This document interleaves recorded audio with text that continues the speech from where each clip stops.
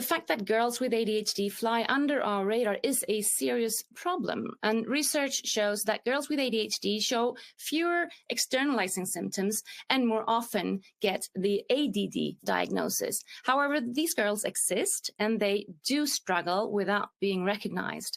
And they experience social and academic challenges, and they keep it together outside of home because girls on a group level at an earlier age than boys realize what's expected of them in social settings.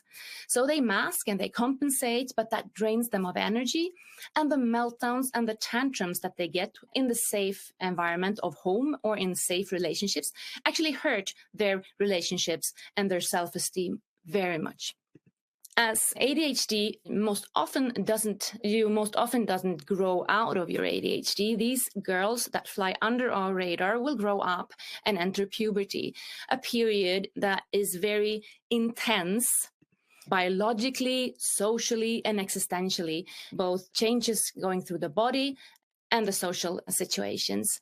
And now we see these women and young women everywhere, because they struggle with their emotions. They show up in healthcare for depression, anxiety, eating disorders, injuries, or in social services because of trauma or victimization.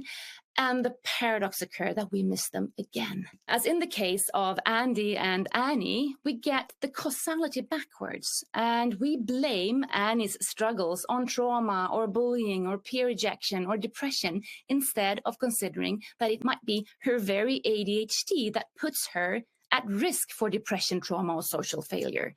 So this is really important when we talk about what comes first and how we need a very differentiated view when we look at the problems of young women with ADHD.